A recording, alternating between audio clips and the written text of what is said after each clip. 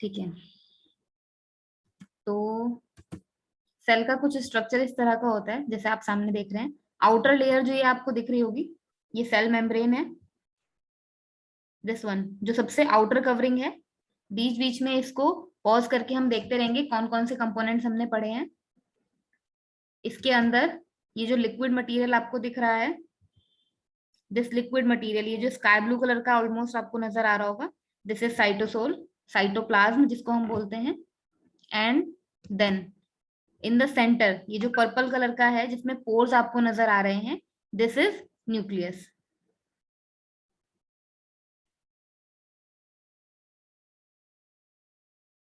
तो इस न्यूक्लियस के अंदर ही आपका डीएनए एग्जिस्ट करता है। जैसे आप देख पा रहे होंगे यहाँ पे सेल के अंदर सारे ऑर्गेनल्स जो हैं वो कंटिन्यू फंक्शन कर रहे हैं, कंटिन्यू मूव कर रहे हैं। तो इनके मूवमेंट को कौन प्रोवाइड कराता है? साइटोसोल। दूसरी बात ये हुई थी कि दो तरह के सेल्स होते हैं आपके, एक यूकैरियोटिक सेल होता है, एक प्रोकैरियोटिक सेल होता है। प्रोकैरियोटिक सेल में न्यूक्लियस नहीं पाया जाता, यूकैरियोटिक सेल में न्यूक्लियस पाया जाता है। इट मीन्स अगर आपसे पूछा जाए कि ह्यूमन सेल में या एनिमल सेल में किस तरह के सेल्स होते हैं, यूकैरियोटिक या प्रोकैरियोटिक, तो हमारा आंसर क्या होगा? यूकैरियोटिक, जिसमें कि सेल के अंदर न्यूक्लियस पाया जाता है। न्यूक्लियस को यहाँ पे हाईलाइट किया हुआ है, इट मीन्स न्यूक्लियस पाया जाएगा यूकैरियोटिक सेल में।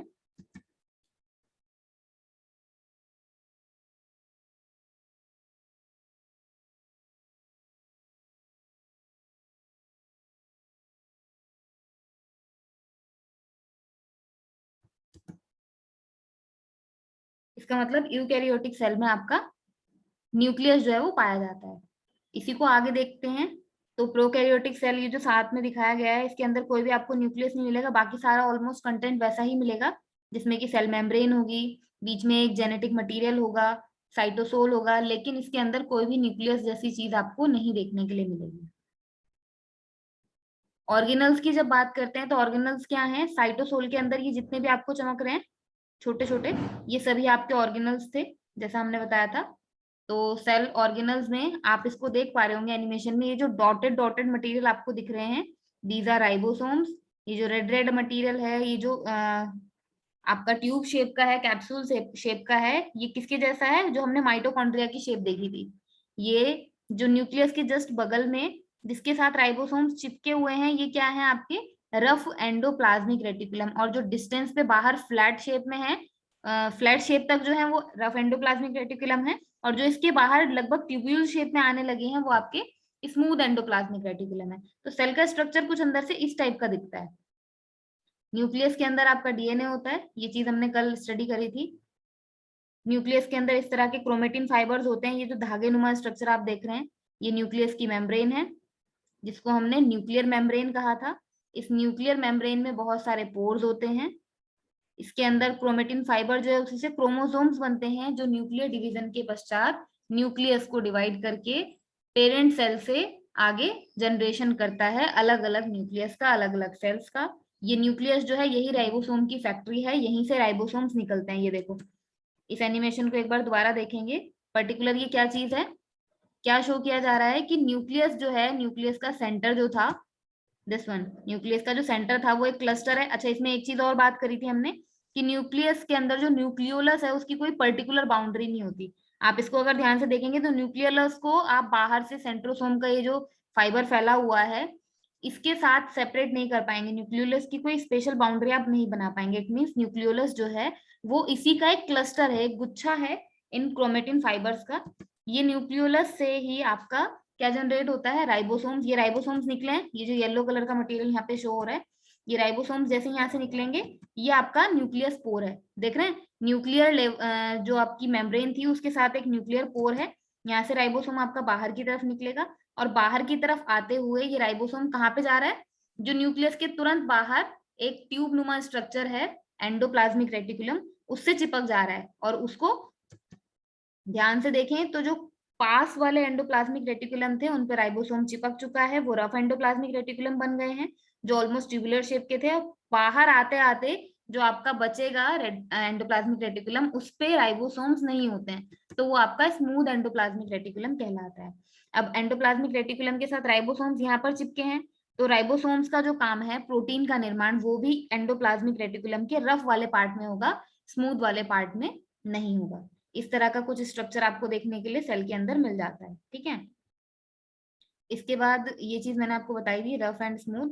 अच्छा, रफ एंडोप्लाज्मिक रेटिकुलम और स्मूथ एंडोप्लाज्मिक रेटिकुलम के बाद रफ वाले में अंदर जो फंक्शन है वो कुछ इस तरह से चलता है। ये क्या है? ये आपके प्रोटीन फाइबर्स हैं, यानी कि जिनसे प्रोटीन का निर्माण होगा, ठीक है। प्रोटीन यहाँ से राइबोसोम से जनरेट होगा और यहाँ से होते हुए ये एंडोप्लाज्मिक रेटिकुलम की सेल से बाहर निकल जाएगा, इस तरह से वेसिकल्स में से होते हुए। देख रहे हो वेसिकल किस तरह से बने? वेसिकल कोई अलग आपका मटेरियल नहीं है, ये सेल की एक लेयर है। और क्योंकि ये इस तरह की झिल्ली है, जैसे एक वो साबुन वाला घोल आता है ना जिससे बच्चे बुलबुले बनाते हैं, उसी तरह का ये एक स्किन की लेयर है। और जैसे यहाँ से अंदर से मटेरियल निकलेगा तो एक बुलबुला बना के उसमें पैक होके उस बुलबुले को ही हमने वेसिकल का नाम दिया है। जितना भी प्रोटीन यहाँ से निकला वो यहाँ से निकल के कहाँ जाएगा? गोल्जी एपरेटस में। ये चीज भी हमने बताई थी कि एंडोप्लाज्मिक रेटिकुलम वाला जो रफ पार्ट है वहां से जितना भी आपका प्रोटीन निकला है, जितना भी प्रोटीन ये वेसिकल्स में पैक होके निकला है, ये गोल्जी बॉडी, गोल्जी एपरेटस या गोल्जी कॉम्प्लेक्स, तीनों एक ही चीज के नाम थे, इस तक जाएगा। और ये वेसिकल्स गोल्जी एपरेटस में आके किस तरह से वर्क करेंगे इसको ध्यान से देखेंगे। ये वेसिकल्स भी क्या थे? स्किन की लेयर जैसे थे, जैसे साबुन का बुलबुला होता है उस तरह की शेप के हैं। जैसे ही ये किसी दूसरी सरफेस पे जाकर टकराएगा तो वहां पे ये वेसिकल खत्म हो जाएगा, इसके अंदर का जो मटीरियल है ये उसे अंदर ट्रांसफर कर देगा, इस टाइप से। देखो क्या हुआ है इसमें कि जो वेसिकल्स आए हैं वो वेसिकल्स गोल्जी एपरेटस तक आएंगे, उनकी वेसिकल्स की जो वॉल है वो इसमें मर्ज हो जाएगी और जो मटेरियल है प्रोटीन उसको गोल्जी एपरेटस के अंदर छोड़ दिया जाएगा। जो प्रोटीन के मटेरियल है यहाँ पे एक कॉम्प्लेक्स का निर्माण करेंगे। देख रहे हैं आप, यहाँ पे एक कॉम्प्लेक्स निर्माण हो रहा है, protein different different shapes attach कर रहा है और यहीं से फिर इसके साथ जितने लिपिड्स, जितने आपके फाइबर, कार्बोहाइड्रेट जमा होने हैं वो सब यहीं से इसमें अटैच होने लगते हैं, किसमें? प्रोटीन में। अब वैक्यूल्स की अगर बात की जाए तो वैक्यूल्स क्या है? जो इस गोल्जी एपरेटस से उस मटेरियल को इकट्ठा करके किसी दूसरे सेल तक पहुंचाएंगे। इसके बाद हमारा टर्म था लाइसोसोम। तो लाइसोसोम बेसिकली क्या है? जिनको हमने हिंदी में आत्मघाती थैली कहा था या सेल्फ सुसाइडल बैग इंग्लिश में इसको हम बोलते हैं। तो इसका काम क्या होता है? जो डेड सेल्स हैं उनको अपने अंदर जाके पचा लेना। इस एनिमेशन को एक बार दोबारा ध्यान से देखेंगे तो हम इस चीज को समझ पाएंगे। लाइसोसोम में क्या हुआ है? बाहर से कोई मटेरियल अगर आया है लाइसोसोम में, क्योंकि इसके अंदर एंजाइम्स बहुत ज्यादा होते हैं, इसका पीएच बहुत ज्यादा होता है, तो इसकी एंटिटी खत्म हो गई है। Can you see that? जो भी सेल इसके अंदर आया है वो सेल लाइसोसोम में कुछ समय के लिए रहेगा, उसके बाद उसकी एंटिटी ही खत्म हो जाएगी। तो इसलिए ही इसको सेल्फ सुसाइडल बैग कहा जाता है। इसके बाद माइटोकॉन्ड्रिया है। देखो माइटोकॉन्ड्रिया की शेप बिल्कुल वैसी है ना जैसे हमने डायग्राम में देखी थी, एक हेलिक्स शेप जैसा कुछ अंदर बना हुआ है जिसको मैट्रिक्स बोलते हैं। एक आउटर मेम्ब्रेन है जो कैप्सूल जैसी है, एक इनर मेम्ब्रेन है ये जो व्हाइट वाली है। ये जो कर्व है इनको सिस्टे कहा था। इसके अंदर आपका डीएनए का मटीरियल होता है, ठीक है। तो सेम उसी टाइप का मटीरियल यहाँ पे एनिमेशन में आप देख सकते हैं।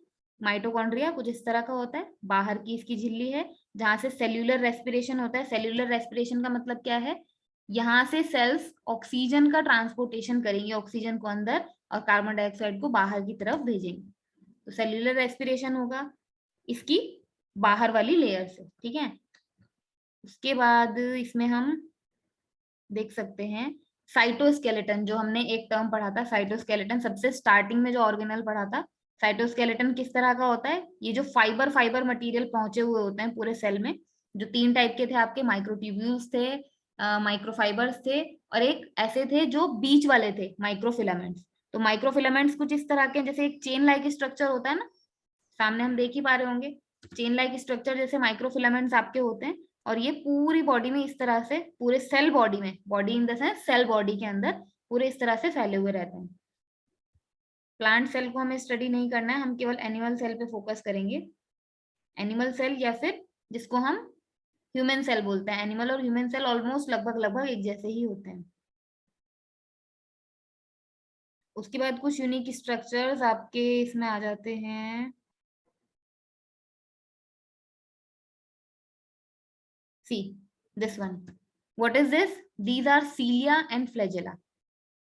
बहुत इंपॉर्टेंट टर्म है। कहाँ का पोर्शन ये दिखाया गया है बॉडी में? लंग्स के अंदर। ये लंग्स आए, लंग्स के अंदर दो पार्टीशन हुए।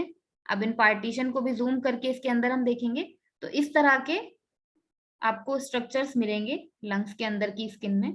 ये बेसिकली क्या काम करते हैं, क्या काम कर रहे हैं, पीछे से एयर का प्रेशर आ रहा है, एयर के प्रेशर को आगे भेज रहे हैं, और जो धूल के कण, मिट्टी के कण या कुछ ऐसी चीजें हैं जो यहाँ से आगे नहीं जानी चाहिए, ये उनको फिल्टर करने का काम करते हैं। सेम इसी तरह के माइक्रो स्ट्रक्चर्स ऑफ एयर हमारी नोज में भी होते हैं जो आउटर फिल्ट्रेशन करते हैं, और सेम इसी तरह के लंग्स के अंदर भी होते हैं जो अंदर से फिल्ट्रेशन का काम करते हैं, जिनको हम सीलिया एंड फ्लैजिला बोलते हैं।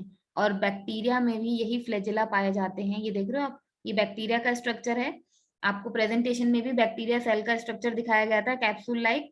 स्पर्म सेल्स हैं, उनके पीछे भी जो टेल नुमा स्ट्रक्चर होता है, इसको भी हम फ्लैजिला ही बोलते हैं। तो बॉडी में बहुत सारे आपके स्ट्रक्चर ऐसे हैं जिनको, जिनमें सीलिया और फ्लैजिला आपको मिलेगा, स्पेशली स्पर्म सेल्स में, लंग्स के अंदर जो मिलते हैं आपको, और नोज के जो अंदर स्ट्रक्चर है आपका हेयर लाइक स्ट्रक्चर, वो ये तीनों ही सीलिया और फ्लैजिला के एग्जांपल्स हैं। तो इस तरह से सेल का पूरा स्ट्रक्चर आपका कंप्लीट हुआ था।